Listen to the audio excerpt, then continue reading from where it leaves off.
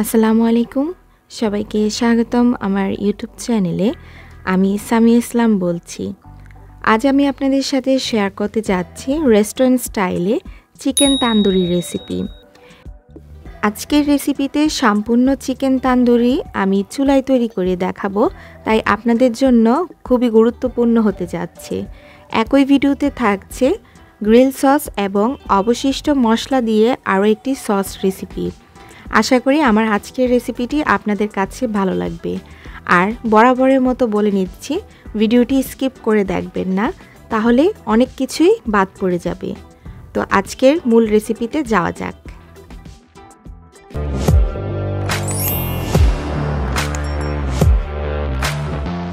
আজকের চিকেন তান্দুরি তৈরি করার জন্য আমি এখানে শুধু চিকেনের লেগ পিস ব্যবহার করব। দুটি চিকেনের লেগ পিসের ওজন এসেছে 436 গ্রাম। অফ ক্যামেরায় আমি চিকেনগুলো পরিষ্কার করে পানি ছাড়িয়ে এখানে একটি ছুরির সাহায্যে যেখানে যেখানে অতিরিক্ত মাংস আছে ওইখানে কেটে নিচ্ছি। এতে করে যখন আপনি মশলা ব্যবহার করবেন চিকেনের গায়ে, তখন ভিতরেও মশলাটা ভালোভাবে ঢুকে যাবে। এখন একটি আস্ত লেবুর 3/1 অংশ বা 2 চা চামচ লেবুর রস আমি সম্পূর্ণ চিকেনের গায়ে লাগিয়ে নিচ্ছি। এতে করে অতিরিক্ত যেই চিকেনের এক্সট্রা স্মেলটা থাকে ওইটার পরবর্তীতে থাকবে না। তারপর এখানে 1 টেবিল চামচ রসুন বাটা দিয়ে দিচ্ছি আদা বাটা 1 টেবিল চামচ। এখন দিয়ে দিচ্ছি জর্দা রং 1/4 চা চামচ, লবণ 1 চা চামচ, মরিচের গুঁড়ো 1 চা চামচ। জর্দা রংটা বাদ দিলেও চলবে, এতে স্বাদের কোনো পরিবর্তন আসবে না। টমেটো সস 2 টেবিল চামচ, সয়া সস 1 টেবিল চামচ, আস্ত ধনিয়া বাটা দিয়ে দিয়েছি 1/2 চা চামচ, জিরে গুঁড়ো দিয়ে দিয়েছি 1/2 চা চামচ। আপনার বাসায় যদি টক দইটা না থাকে তাহলে এখানে আমার মতো 1/2 কাপ তরল দুধের সঙ্গে 1 চা চামচ ভিনেগার মিশিয়ে টক দই বানিয়ে নিতে পারেন। তারপর 1 চা চামচ চিনি দিয়ে সবগুলো মশলা ভালোভাবে মিশিয়ে নিচ্ছি। আমাদের আজকের চিকেন তান্দুরি তৈরি করবার জন্য বিশেষ মশলা হচ্ছে শান কোম্পানির তান্দুরি মশলা। এখান থেকে আমি 2 চা চামচ মশলা ব্যবহার করব। আর এই মশলাটার মূল্য হচ্ছে 105 টাকা। আপনি যে কোনো সুপার শপে অথবা নিউ মার্কেটগুলোতে পেয়ে যাবেন। মশলাটা দেওয়া হয়ে গেলে আবারও মিশিয়ে এর মধ্যে আগে থেকে কেটে নেওয়া চিকেনের লেগ পিসগুলো দিয়ে দিচ্ছি। দিয়ে মশলার সঙ্গে ভালোভাবে হাতের সাহায্যে মাখিয়ে নিচ্ছি এবং চিকেনের যেখানে যেখানে আপনি কেটে নিয়েছেন ওইখানে হাতের সাহায্যে ভালোভাবে মশলাগুলো ঢুকিয়ে নেবেন। তো এখানে সবগুলো চিকেনের সাথে মশলাটা মাখানো হয়ে গিয়েছে। এখন একটি র্যাপিং পেপার দিয়ে আমি ভালোভাবে ঢেকে ফ্রিজে রেখে দিব 1 ঘন্টার জন্য। আর আপনার হাতে যদি সময় থাকে আগের দিন সারা রাতের জন্য রেখে দিতে পারেন।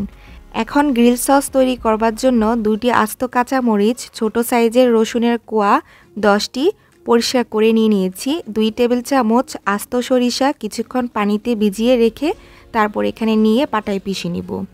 পিষে নেওয়া মশলাগুলো এক সাইডে রেখে অন্যদিকে একটি পাত্রে 1 টেবিল চামচ মেয়োনিজ, 2 টেবিল চামচ টমেটো সস, আমের আচারের তেল 1 টেবিল চামচ নিয়েছি এবং আগে থেকে পিষে নেওয়া সেই মশলাগুলো এখানে দিয়ে ভালোভাবে মিশিয়ে নেব। এই সসটি আপনি যে কোনো burger, Sharma, chicken tandoori, grill chicken ইত্যাদি খাবারের সাথে সস হিসেবে ব্যবহার করতে পারবেন। অথবা আপনি চাইলে স্যান্ডউইচের সাথেও এই সস রেসিপিটি আপনি তৈরি করে নিতে পারেন। তো এখানে তৈরি হয়ে গেল আমাদের গ্রিল সস রেসিপি। খুব সহজভাবে আমি তৈরি করে আপনাদেরকে দেখিয়েছি। আমার এই রেসিপিটি যদি ভালো লেগে থাকে তাহলে এই ভিডিওটিতে একটি লাইক দিয়ে দিবেন। অন্যদিকে 1 ঘন্টার জন্য নর্মাল ফ্রিজে যে চিকেনটাকে আমি ম্যারিনেট করে রেখেছিলাম ওইটা আমি ফ্রিজ থেকে নামিয়ে র্যাপিং পেপারটা তুলে অন্যদিকে চুলায় একটি প্যান বসিয়ে এর মধ্যে সরিষার তেল দিয়ে দিয়েছি 3 টেবিল চামচ। এখানে অবশ্যই সরিষার তেলটা ব্যবহার করবেন। তেলটাকে একটু গরম করে চিকেনের লেগ পিসগুলো দিয়ে দিচ্ছি। আর এখানে তেলটা থেকে যখন ফেনা উঠবে তখন ভয় পাবেন না, এটা সরিষার তেলে নর্মালি উঠে থাকে। আর অবশিষ্ট যে মশলাগুলো আছে ওইগুলো একটি ব্রাশের সাহায্যেই কিছুক্ষণ পর পর লেগ পিসগুলোতে লাগিয়ে নেবেন। এরপরও যে অবশিষ্ট মশলাগুলো থাকবে সেটি দিয়ে কি করতে হবে আমি ভিডিওর শেষে আপনাদেরকে দেখিয়ে দিব। আর অবশ্যই একটু পর পর উল্টিয়ে পাল্টিয়ে নেবেন। আর এই পর্যায়ে চুলার আঁচটা একেবারে মিডিয়ামে থাকবে। 2 মিনিটের মতো ঢাকনা দিয়ে চিকেনটাকে ভেজে নিব। 2 মিনিট পর ঢাকনাটা তুলে অবশিষ্ট মশলাগুলো ব্রাশে লাগিয়ে চিকেনের গায়ে ব্রাশ করে নিব এবং উল্টিয়ে পাল্টিয়ে নিব। রেস্টুরেন্টের মতো স্মোকি ফ্লেভার আনার জন্য একটি ফয়েল পেপার দিয়ে কাপ বানিয়ে এর মধ্যে গরম কয়লা দিয়ে দিয়েছি। এই গরম কয়লাটা অবশ্যই গরম থাকা অবস্থায় সাথে সাথে এর মধ্যে 1 চা চামচের মতো সরিষার তেল দিয়ে দিবেন। দেখবেন যে অনেকটা ধোঁয়া উঠছে, ওই পর্যায়ে ঢাকনা দিয়ে ঢেকে নেবেন। 2 মিনিট ঢেকে রাখার পর ঢাকনাটা তুলে ফয়েল পেপারটা তুলে নেবেন।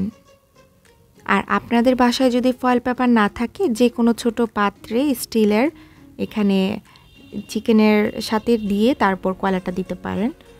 আবারও উল্টিয়ে পাল্টিয়ে ব্রাশ দিয়ে আমি চিকেনের গায়ে মশলাগুলো লাগিয়ে নিচ্ছি।